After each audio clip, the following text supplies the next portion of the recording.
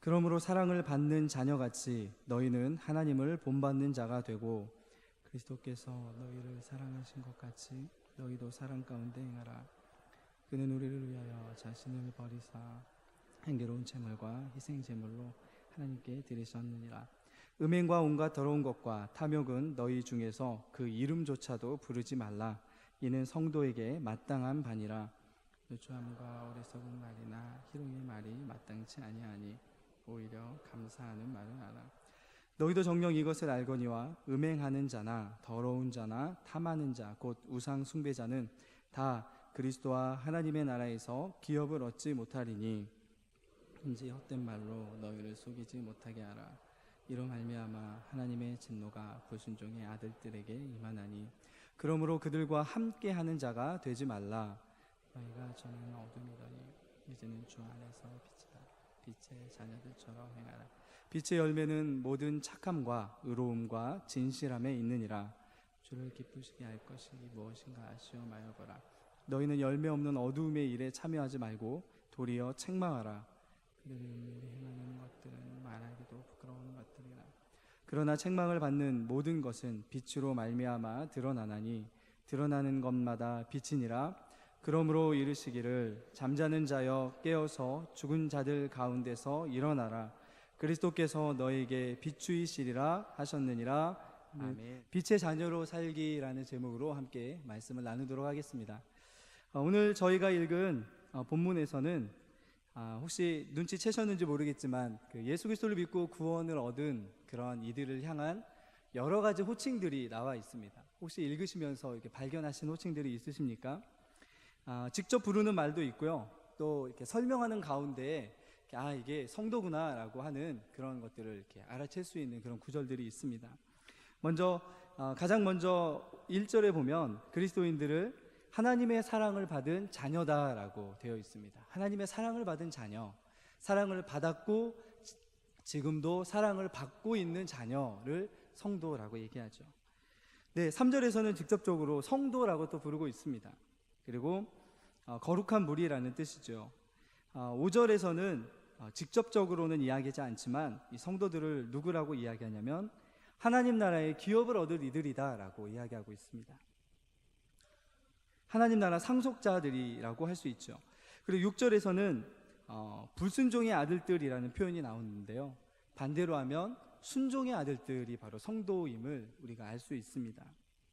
이렇게 부르는 이름이 많다는 것은 그만큼 하나님께서 우리에게 주신 은혜 가운데서 우리를 향한 하나님의 그 뜻이 다양하고 또 다양한 우리의 삶 속에서 하나님께서 주신 은혜를 통해서 우리를 향한 기대가 크다는 것을 우리가 알 수 있습니다. 그런데 오늘 말씀을 이렇게 보면 모든 것을 다 종합해 보면 오늘 사도 바울이 에베소서 5장 1절에서부터 14절까지 성도들을 부르는 가장 특징적이고 중요한 그런 그 호칭이 있습니다. 8절 말씀에 보시면 우리들을 뭐라고 부르고 있죠?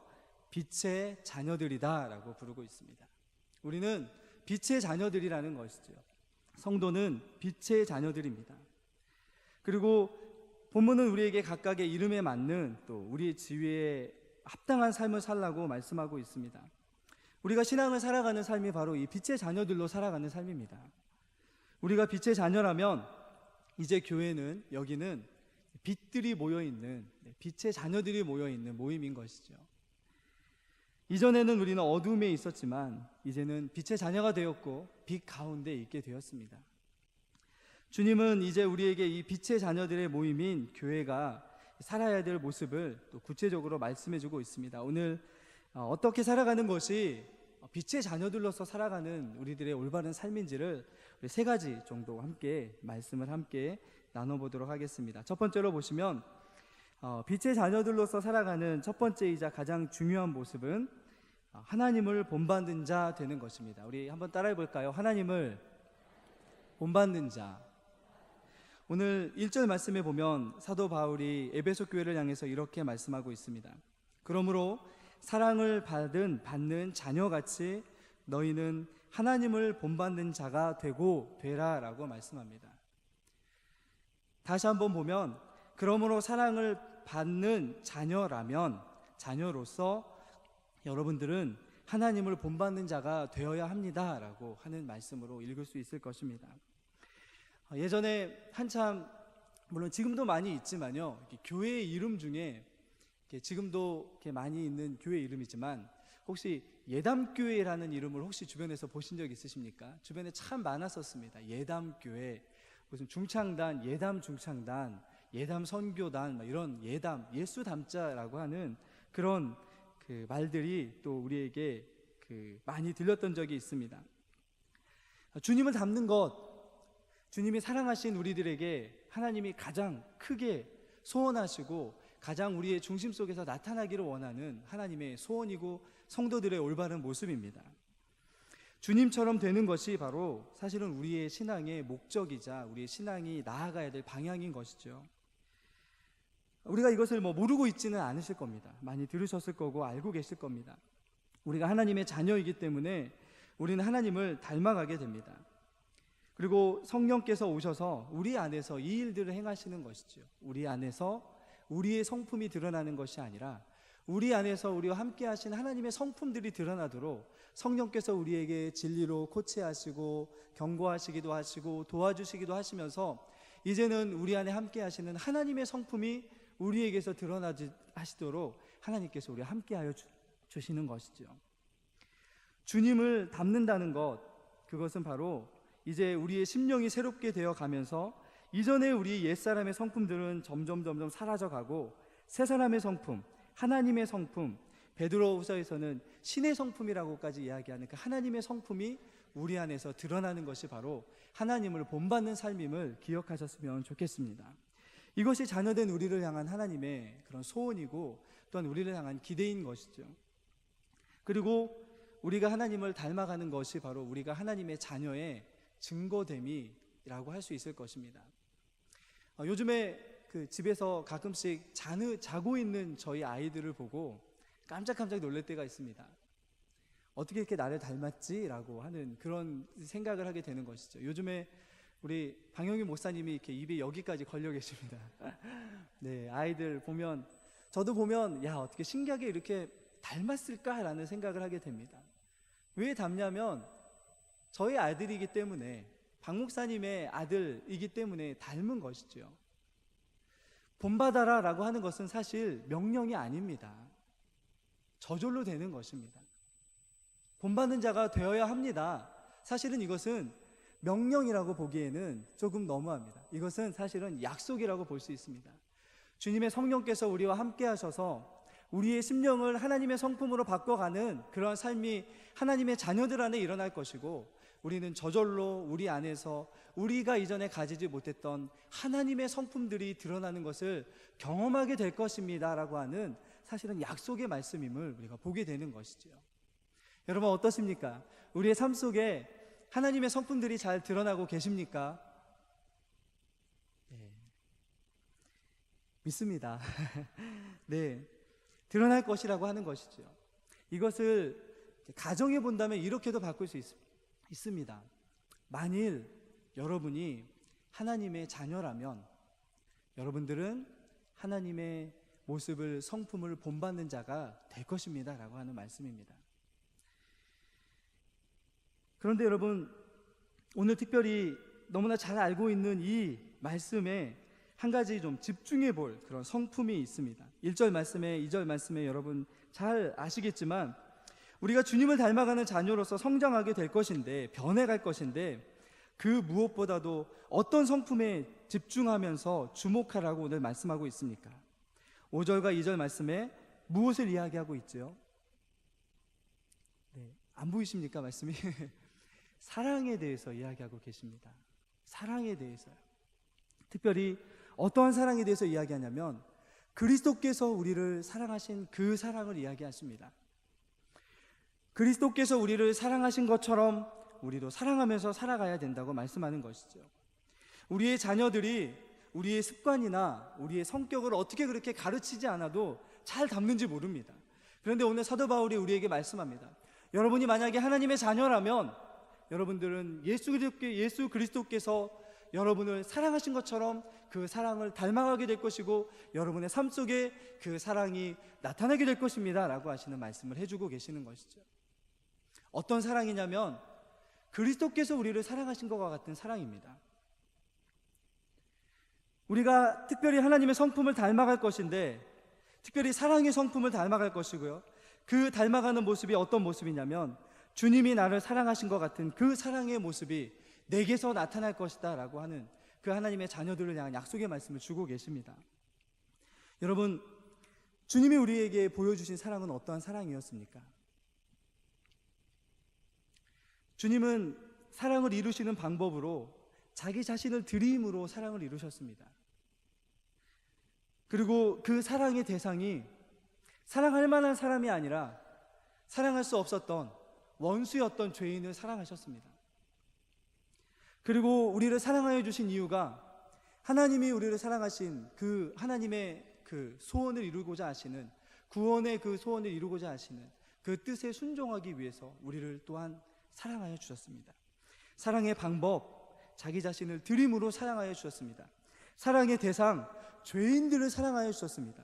그리고 사랑의 이유는 하나님의 뜻에 순종하심으로 사랑하여 주셨습니다. 예수님이 이렇게 사랑하셨던 것처럼 우리도 그렇게 사랑하라는 것이죠.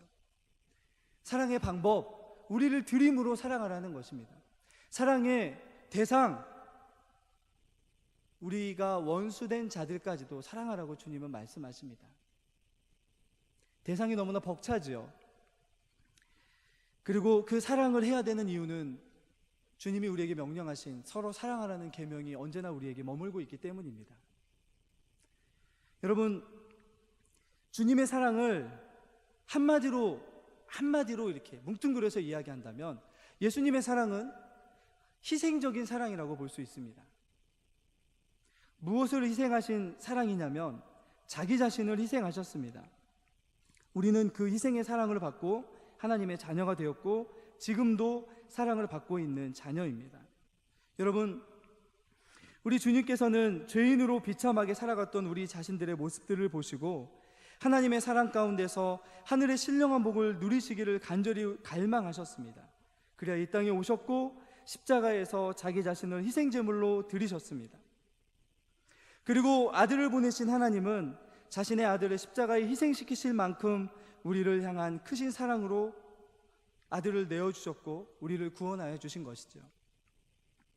오늘 말씀에 보시면 우리 2절 말씀을 한번 볼까요? 우리 2절 말씀을 한번 같이 한번 읽어보겠습니다. 같이 읽겠습니다. 시작. 그리스도께서 너희를 사랑하신 것 같이.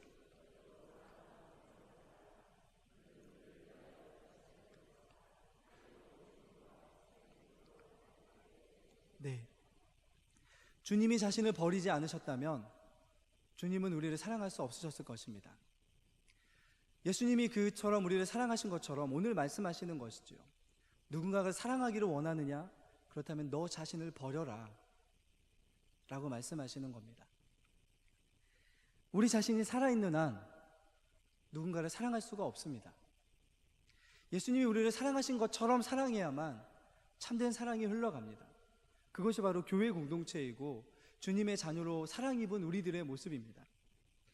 희생적인 사랑, 자기 자신을 내어주심으로 사랑을 이루신 주님처럼 누군가에게 서로 사랑하라고 말씀하신 주님의 명령을 우리가 이루기를 원한다면 이제 우리 자신들을 버리고 그들을 사랑하라고 말씀하여 주고 계시는 것이죠. 여러분, 희생적인 사랑이 없이는 사랑이 일어나지가 않습니다. 사랑은 언제나 희생적입니다. 우리가 우리 자녀들을 생각하는 그런 자녀들을 키울 때 아마 이걸 너무나 많이 느끼실 겁니다. 자녀를 위해서 희생하지 않는다면 여러분 사랑이 이루어지지가 않습니다. 아내를 위해서 희생하지 않는다면 찔립니다. 제가 희생하지 않는다면 아내를 어떻게 사랑한다고 얘기해 줄 수 있겠습니까? 네. 저도 사실은 희생합니다. 믿지 않으실지 모르겠지만 설거지도 하고 가끔씩요. 네, 언제나 혼나면서 하긴 합니다. 이 정도밖에 안 해주냐고. 제 사랑이 그 정도인 것밖에 안 되는데 어떻게 하겠습니까? 희생하면서 해야만 사랑할 수 있는 것입니다. 그런데 여러분, 교회 공동체에서 흘러나와야 되는 사랑은 그렇게 다른 사람을 잠깐 만족시켜주는 사랑이 아닙니다. 에베소서에서 흐르는 가장 큰 교회의 모습은 화목이고 화평이고 하나됨입니다. 교회가 분열되고 아파하고 힘들어하는 에베소 교회를 향해서 오늘 사도 바울이 이야기하고 있는 것이죠. 화목하기를 원하느냐, 하나 되기를 원하느냐, 그렇다면 너희 자신을 버려라, 내어놓아라 라고 말씀하고 있는 것이죠. 희생적인 사랑이 없이는 이 교회 안에 화목은 올 수 없다라고 주님 말씀하고 있는 것입니다. 내가 서 있는 한, 내가 나를 중심으로 살아가는 한, 내 것을 희생하지 않는 한 사랑은 내게서 흘러가지 못하고 그곳에는 화목이 이루어질 수 없다라고 주님께서 말씀하고 계시는 것이죠. 여러분, 오늘 주님이 이 하신 희생을 통해서 어떠한 일이 일어났습니까? 2절 후반절에 보시면 우리를 위하여서 자기 자신을 버리신 주님이 무엇이 되셨습니까? 향기로운 제물과 희생 제물로 주님께 하나님께 드리셨다라고, 자기 자신을 드리셨다라고 말씀하고 계십니다. 하나님께서는 예수 그리스도의 이 희생적인 사랑을 향기로운 제물로 받아주셨습니다. 우리 여러분 흠양하셨다는 말을 우리가 합니다. 흠양하신 거죠. 그 바쳐진 제물이 얼마나 아름답고 향기로운 것이었다면 그 제물을 흠양하셨다고 말씀하고 있습니다. 그런데 그 제물, 주님이 향기로운 제물로 드린 그 희생 제물이 얼마나 하나님을 기쁘시게 해드렸냐면 하나님과 원수되었던 우리가 그 드려진 제물로 하나가 되었습니다. 그것을 바라보면서 우리에게 말씀하고 있는 것이죠. 갈라진 관계들, 아파하는 관계들, 깨어진 관계들이 있다면 그곳에 먼저 예수님처럼 나 자신을 하나님 앞에 희생 제물로, 향기로운 제물로 드려야만 원수 되었던 것까지도 하나 될 수 있게 된다라고 하는 말씀을, 그 사랑을 우리에게 요구하고 계시는 것이죠. 여러분, 이 모습이 바로 하나님께 사랑을 입은 자녀들에게 요구하시는 주님의 모습입니다. 이러한 자기 희생이 있어야만 하나님께서 우리 안에 깨어진 관계들을 회복하여 주시는 것이죠. 우리가 하나 되기 위한 방법, 결국은 예수 그리스도를 닮는 길밖에 없습니다. 예수님처럼 되는 길밖에 없는 것이죠. 교회가 빛의 자녀들로서 빛을 비추기 위해 가장 먼저 이루어져야 할 것이 화목이라면 그 화목을 위해서 먼저 우리 자신들 안에 희생적인 사랑으로, 나를 버리는 사랑으로 가득 채우셔서 그 화목을 이루는 데 사용되시는 저와 여러분 되시기를 간절히 소망합니다. 주님이 그것을 위해서 우리에게 말씀하고 계시는 것이죠. 여러분, 그런데 어려운 사랑을 주님이 이렇게까지 이야기하십니다. 에베소서에서는 계속해서 우리가 이렇게 길을 가는 것처럼 명령하신 후에 행하라라고 말씀하십니다. 행하라라는 것은 한두 번 하고 포기하고 어렵다고 내려놓고 그것이 힘들다고 뒤로 물러서라라는 말씀이 아닙니다. 행하라, 사랑 가운데 행하라, 자기 자신을 버리는 희생적인 사랑으로 화목하는데 화목의 제물로 사용되어라 라고 하시는 주님의 명령은 행하라라고 되어 있는데요, 이것은 그것이 여러분들의 삶이 되어야 됩니다 라고 하시는 말씀입니다. 한두 번 행하고 포기하는 것이 아니라 그것이 우리의 삶이 되지 아니하고는, 그것이 그 길로만 우리가 가지 아니하고는 이루어질 수 없다라고 말씀하고 있는 것이죠. 우리의 삶의 원칙, 우리의 삶의 원리, 우리의 신앙에 가는 길의 가장 중심이 무엇이냐면 바로 이 희생적인 주님의 사랑처럼 우리 자신을 내려놓고 주님의 사랑으로 우리를 채워가면서 그 사랑으로 화목을 이루어가는 그 삶을 행하라, 그 가운데 걸어가라고 말씀하고 있는 것이죠. 여러분, 주님이 하신 사랑의 방법처럼 우리는 우리 자신을 버려야만 사랑할 수 있습니다. 그리고 주님이 원수되었던 우리를 사랑의 대상 삼아 사랑하여 주셨던 것처럼 주님이 우리에게 분명하게 원수까지도 사랑하라고 말씀하십니다. 쉽지 않은 일이지만 그 가운데 행하며 나아갈 때 그곳에서 사랑이 나타날 것이다 라고 말씀하고 있고요, 교회는 이 사랑으로 부름받은 존재들입니다. 그래서 세상과 구별되는 것이죠. 세상이 할 수 있을 만한 사랑을 하는 존재들로 부름받았다면 세상과 어떻게 구별이 되겠습니까? 그러나 세상이 할 수 없는 사랑의 그런 분량만큼 우리가 부름받은 존재들이기 때문에 세상과 구별되고 세상에 감동하고 세상에 칭찬받을 수 있는 사랑의 존재들로 설 수 있는 것이죠. 희생을 품은 사랑이 우리의 삶이 되기를 간절히 축원합니다. 여러분, 두 번째로 빛의 자녀들에게 나타나는 삶의 특징이 있습니다. 우리 같이 한번 말씀을 보실까요? 우리 3절입니다. 3절 말씀 같이 읽겠습니다. 시작.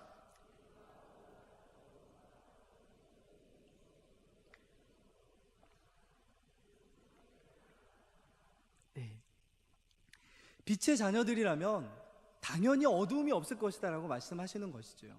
빛의 자녀들이라면 어떻게 그 삶에 더러움과 어두움이 함께 공존할 수 있겠느냐 라고 말씀하시면서 그것들은 이름조차도 부르지 않는 삶,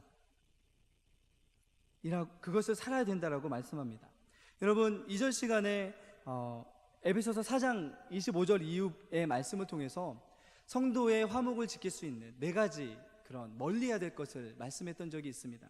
하나는 거짓이고요, 또 하나는 분을 품는 것이고, 또 하나는 도둑질하는 것이고, 또 하나는 더러운 말 하는 것이었습니다. 이것은 사실은 교회 밖에 있는 사람들보다는 교회 안에 있는 성도들을 향해서 말씀하시는, 서로의 관계를, 성도 간의 관계를 위해서 말씀했던 그런 일반적인 그러한 죄의 항목이었습니다. 그런데 오늘 말씀에서 빛의 자녀들로 살아가야 되는, 여러분, 빛의 자녀라면 우리가 교회 안에만 있는 것이 아니라 세상에 가야만 우리가 비침을 드러나게 될 것입니다. 그래서 오늘 말씀 더러움과 어두움과 이후에 나오는 죄악들은 세상 안에 있을 때 우리가 어떤 죄악에서 우리를 멀리해야 될지에 대해서 말씀하시는 말씀입니다. 근데 그 중에 사도 바울이 가장 먼저 이야기하는 죄의 덕목이 무엇이냐면 더러움입니다. 더러움은 다른 말로 이야기한다면 성적인 방탕함을 이야기한다고 할 수 있습니다.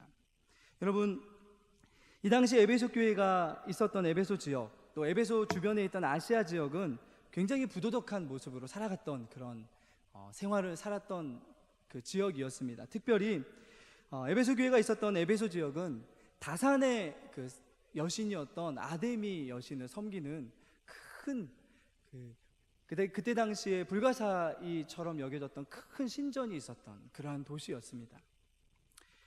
여러분, 우상 숭배가 만연한 곳에는 언제나 성적인 방탕함이 뒤따릅니다. 에베소 지역을 비롯한 우상을 숭배하는 아시아 지역이 그랬습니다. 성적인 어두움과 더러움이 지배하던 그러한 곳이었습니다. 그런데 그 성적인 방탕함과 더러움과 어두움이 지배하던 곳에 서 있던 교회가 에베소 교회였습니다. 그들을 향해서 사도 바울이 말씀하고 있는 것이죠. 구원받아 이제 빛의 자녀인 에베소 교회 성도들, 여러분들은 빛의 자녀답게 그 모든 악한 것들을 버리고 살아야 됩니다. 아예 입에 담지도 말아야 됩니다 라고 말씀합니다. 여러분, 3절을 넘어 4절에 보면 말에 대해서 나오는데요, 이 말의 종류도 사실은 성적으로 희롱하거나 이런 어떤 더럽혀진 말을 이야기하는 말씀입니다. 행동으로 더러움을 행하는 것, 그리고 말로도 그런 더럽게 하는 세상의 어두움 속에 지배당하고 있던 그 사람들과 구별되게 우리들은 그 더럽고 추악한 죄에서 멀리하고 그것들을 버리며 아예 입에도 담지 않는 그런 삶을 살아야 됩니다라고 하는 말씀을 하고 있는 것이죠. 그런데 여러분, 오늘 말씀 3절의 후반절에 보면 무엇이라고 사도 바울이 말씀하냐면, 이는 하나님의 자녀들의 올바른 마땅한 바가 나, 이렇게 말씀하고 있지 않고요, 이는 하나님의 상속자, 하나님의 기업을 물을 자들이, 이을 자들이 마땅히 행해야 될 바라고도 이야기하고 있지 않습니다. 누구라고 우리를 지칭하고 있냐면 성도라고 지칭하고 있습니다. 의도적으로 이야기하는 것 같습니다. 더러움과 거룩함을 대비시키고 있는 것이죠. 우리는 이 세상의 더러움과 어두움과 음란하고 성적으로 방탕한 것들을 향해서 그것들을 대적하고 거룩함을 드러내도록 부르심받은 거룩한 무리라고 우리들을 정의함으로 우리가 대항해야 될 죄의 모습들을 더 분명하게 보여주고 계시는 것입니다. 음행, 탐욕, 더러움, 어리석고 희롱하며 성적인 일탈 가운데 있는 것은 사실은 사랑의 반대의 삶의 결과라고 할 수 있습니다. 아까 1절과 2절을 통해서 사랑의 가장 큰 특징인 희생적인 모습과 정반대된 그런 모습이 바로 성적인 일탈의 모습입니다. 자기 중심적이고 자기 만족에만 머물고 자기의 그 육체적인 정욕만 추구하는 모습이 바로 이 성적인 타락의 모습인 것이죠. 사랑은 절대 이렇게 자기 중심적이 될 수가 없습니다. 그래서 사도 바울은 우리 안에 사랑을 품은 자들로서 이렇게 자기 중심적이고 자기 욕심을 채우는 이 죄악의 유혹에서 우리 자신들을 멀리해야 된다 라고 우리에게 말씀해주고 있습니다. 이러한 모습들은 6절 말씀에 보면 불순종의 아들들에게나 나타나는 모습이고 그들에게는 하나님의 진노가 아직도 머물러 있습니다 라고 경고하고 계십니다. 여러분, 특별히 우리가 기억해야 될 것은 이 성적인 일탈, 말로나 또 다른 것들을 통해서 하는 이 일탈은 자기 자신만을 파괴하는 죄가 아니라는 사실입니다. 이전에 이 4장에서 보았던 이런 범죄들은 사실은 교회 안에 이렇게서 나타날 수 있는 잘못된 것들이라면, 오늘 이 성적인 것들은 사실은 교회뿐만 아니고 이 세상까지도 파괴하는 그런 가장 악한 범죄라고 볼 수 있습니다. 관계를 폭파시킬 수 있는 가장 강력한 그런 폭발력을 가지고 있는 죄가 바로 이 성적인 일탈입니다. 자기 자신만을 파괴하는 것이 아니고요, 다른 사람까지도 파괴합니다. 어쩌면 그런 의미에서 구약에서는 가늠하다 잡힌 이들을 같이 돌로 쳐서 죽이라고 하셨는지도 모르겠습니다. 그리고 성적인 죄의 가장 큰 특징 중에 하나는 오염된다는 것입니다. 굉장히 전염력이 강한 죄가 성적인 죄입니다. 여러분, 그런데 오늘 사실은 이러한 죄에서 우리가 완전히 멀어졌다라고 사실은 할 수 없을지 모르겠습니다. 때때로 우리 주변에 이런 죄악들로 정말로 어떻게 원치 않는 그런 넘어짐이 있는 경우들을 보게 됩니다. 그런데 오늘 사도 바울이 우리에게 경고하는 것은 때때로 우리 안에 들어오는 잘못된 상상들, 또 우리 안에 일어나고 있는 잘못된 욕심들, 그것이 있다면 하나님의 자녀가 아니다라는 증거라고 하시는 것이 아니고요, 그것에 온전히 집착하고 머물러서 날마다 그런 죄가 우리 안에서 드러난다면 어떻게 우리가 하나님의 자녀라고 할 수 있겠느냐라고 하는 반문을 하고 있는 것이죠. 그리고 사도는 우리에게 이렇게 말씀해주고 있습니다. 우리가 만약에 하나님의 희생적인 사랑을 받아 빛의 자녀가 된 성도들이라면 거룩한 삶에 주시는 하나님의 그 무한하신 기업의 영광과 풍성함을 누리고 살아갈 텐데, 그래서 스스로 옳지 못한 것을 절제하고 통제할 수 있을 텐데 어떻게 이런 죄악에 자기 자신을 내어줄 수 있겠습니까? 그럴 수 없습니다 라고 단언하고 계시는 것이죠. 주님은 악한 나무에서는 악한 열매가 맺어진다고 말씀하십니다. 그리고 선한 나무에선, 좋은 나무에서는 아름답고 선한 열매가 맺어진다고 말씀합니다. 오늘 사랑의 모습이던, 또한 우리가 더럽고 추악한 죄에서 우리를 멀리하는 모습이던, 가장 중요한 것은 우리의 내면이 날마다 새롭게 되고 변화되어야 된다는 사실이죠. 끊임없이 우리 자신들의 삶이 변화되어야 갈 것입니다. 그리고 오늘 여러분, 우리 4절 말씀 마지막 부분에 보면 이 변화된 삶의 특징을 이렇게 한마디로 규정하더라고요. 4절 말씀을 제가 한번 읽어보겠습니다. 누추함과 어리석은 말이나 희롱의 말이 마땅치 아니하니 오히려 어떠한 말을 하라고요? 감사하는 말을 하라고요. 여러분, 어떠한 때 우리에게 감사가 흘러나오든가요?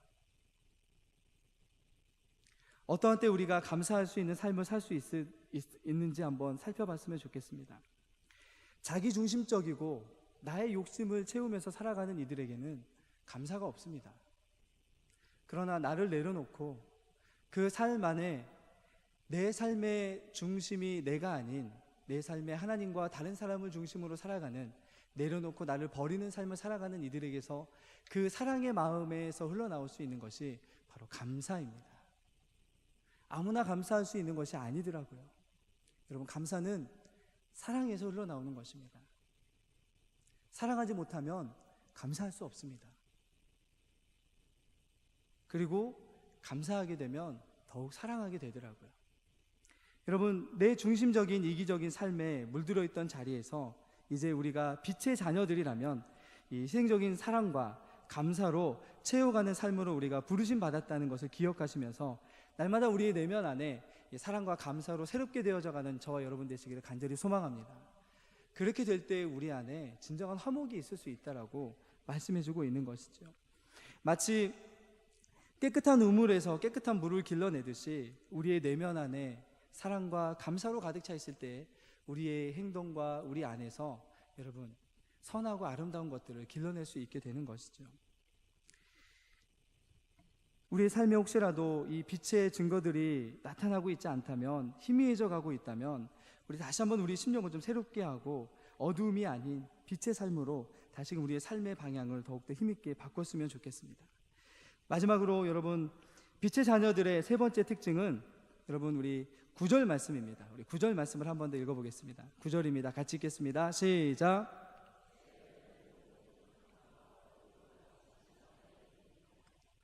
우리가 빛의 자녀들이라면 우리에게 빛의 열매들이 맺어질 것이다 라고 말씀합니다.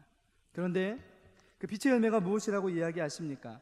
음행이나 더러운 것이나 더러운 말이 아니라 우리에게는 언제나, 그렇죠? 모든 착함, 또 의로움, 진실함, 이 열매가 맺어지는 삶을 살아야 된다라고 말씀하고 있죠. 여러분, 더러운 것들은 열매가 없다라고 말씀하십니다. 더러운 것들, 자기 욕심을 추구하면서 살아가는 것들은 무엇인가 남기고 무엇인가 얻는 것처럼 보이지만 하나님 보시기에는 열매 없이 죽어간 나무와 방불한 삶이라고 오늘 말씀해 주시는데요, 오히려 빛의 열매, 착함과 의로움과 진실함의 열매를 맺어질 때 그것이 바로 주님을 기쁘시게 하는 삶이라고 오늘 우리에게 말씀해 주고 계시는 것이죠. 여러분, 착함이 무엇일까요? 착함의 열매는 어떤 것을 착함의 열매라고 할 수 있을까요? 착함은 다른 말로 하면 선한 열매입니다. 선함입니다. 어떤 이들이 선할 수 있습니까? 자신을 내려놓고 겸손한 자들에게서 나타나는 것이 선함이고 착함입니다. 의로움은 어떤 열매일까요? 하나님과 올바른 관계를 맺고 살아가는 이들에게서 나타나는 열매가 의로움입니다. 그리고 진실함의 열매는 주의 진리를 삶의 빛으로 삼고 나아가는 성도들에게 나타나는 거짓 없는 삶의 열매가 진실함입니다.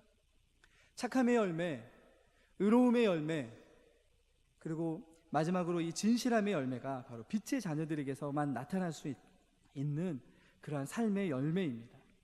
그런데 오늘 이 열매를 맺어야 된다고 하시면서 이것이 주님을 기쁘시게 할 것인데, 그런데 우리 성도들이 해야 될 것이 무엇이냐면, 과연 우리의 삶에 일어나는 모든 일들이 과연 이러한 열매인지, 이것으로 인하여 주님을 기쁘시게 할 것인지 아닌지를 10절 말씀에 보면 시험하여 보라라고 말씀하고 있죠. 시험한다는 것은 여러분, 그것이 옳은 것인지 아닌지 분별하고 그것을 주의하라는 말씀입니다. 점검해 보라는 것이죠. 이것이 그저 우리에게서 지식으로만 알 수 있는 것이 아니고 우리가 맺는 모든 관계에서 착함과 의로움과 진실함이 나타나고 있는지를 살펴보아야 된다고 말씀하고 있습니다. 여러분, 오늘 빛의 자녀들처럼 행하라 라는 말씀이 어떤 성경 번역본에는 이렇게 되어 있더라고요. 빛이 전혀 낯설거나 불편하지 않고 정말로 편하고 자유로운 사람처럼 살라라고 하는 성경의 번역본을 보았습니다. 주님이 말씀하신 이 착함, 의로움, 진실함이 언제나 우리가 낯설지 않고 그렇게 살아가는 것이 불편하지 않고 그렇게 살아가는 것이 너무나 익숙하고 너무나 편한 그러한 삶을 빛의 자녀들처럼 행하라라는 말씀의 뜻으로 삼고 있더라고요.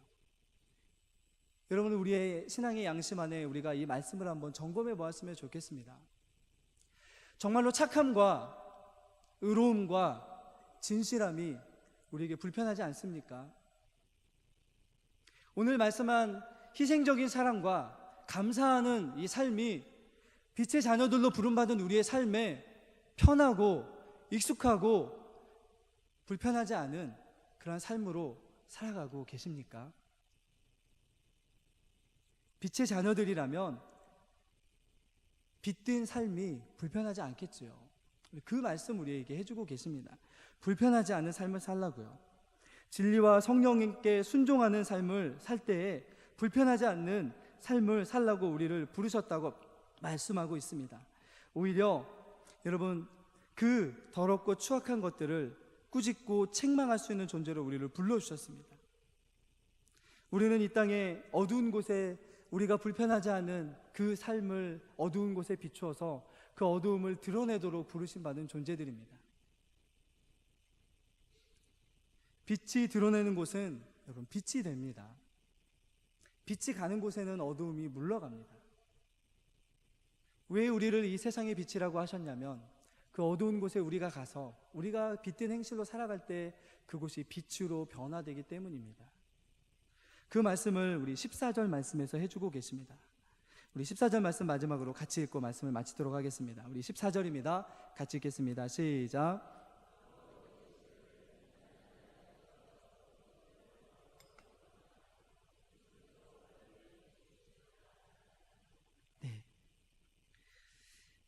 잠자고 있는 이들, 마치 죽은 것처럼 살아가는 이들 깨어서 일어나라고 말씀합니다. 왜냐하면 우리가 이 세상에 빛으로 말미암아 어두움을 드러내지 아니하면 이 세상에 어둡다는 것을 드러낼 이들이 없기 때문입니다. 빛이 임하면 그곳에 어두움이 물러가 빛이 되는 그것을 기억하면서 우리의 빛을 어두움 속에 비추라고 말씀합니다. 책망받아야 할 곳에서 책망하고 어두움에 사로잡혀서 살아가는 이들에게 우리의 내면에서 비춰져 나오는 그 빛의 열매를 통해서 착함의 열매, 진실함의 열매, 의로움의 열매라는 그 빛의 열매를 통해서 그들의 어두움에 사로잡혀 있는 삶을 비춰주어서 그들이 마음속에 영적인 깨달음, 책망의 깨달음을 통해서 빛으로 올 수 있도록 자각할 수 있도록 도와주라고 우리를 불러주셨다고 오늘 말씀해주고 계십니다. 여러분, 이 삶으로 우리를 부르시고 우리를 초청하신 분이 주님이십니다. 이제 말씀을 마치도록 하겠습니다. 세상에서는 여러분 모조품을 뭐라고 부르죠? 짝퉁이라고 부릅니다. 진짜가 아니니까 짝퉁이라고 부르죠. 그런데 여러분, 모조한다는 것이 무조건 나쁜 것만은 아니더라고요. 이곳에 아마 예술을 하신 분들 아마 계실 겁니다. 처음에 위대한 어떤 작가로 나아가는 첫 번째 길이 무엇이냐면 습작해보고 또 모방해보는 것에서부터 출발하는 것임을 아마 아실 것입니다. 예술하는 이들에게 모방하고 또 따라하는 것은 절대 나쁜 일이 아니더라고요. 그런데 여러분, 우리의 삶은 짝퉁과 같이 모조품을 만들어내는 삶으로 부르신 것이 아니고 모방하도록 부르심을 받은 이들입니다. 예수 그리스도를 닮도록, 예수 그리스도를 본받도록 부르심을 입은 자들이 바로 우리 성도들이고, 그러한 이들을 빛의 자녀라고 불러주셨습니다. 이를 위해서 새롭게 창조된 새로운 창조물이 바로 우리들입니다. 창조의 작품이 바로 우리들입니다. 여러분, 이제 우리에게서 하나님께서 만들어낸 빛의 작품으로서 드러날 수 있는 자기가 드러낼 수 있는 그 증거, 자기 희생적인 사랑이 드러날 수 있도록, 또한 죄악에서 철저하게 멀리하고 우리의 이 거룩한 삶을 통해서 세상의 어두운 곳에 빛을 비추어 그곳을 책망하고 그곳을 빛으로 바꿀 수 있는 그러한 삶으로 살아가는 것을 날마다 살아가면서 우리의 모든 생활이 주님을 기쁘시게 해드리는 그러한 교회와 모든 성도들, 저와 여러분이 되시기를 예수 그리스도 이름으로 간절히 축원합니다.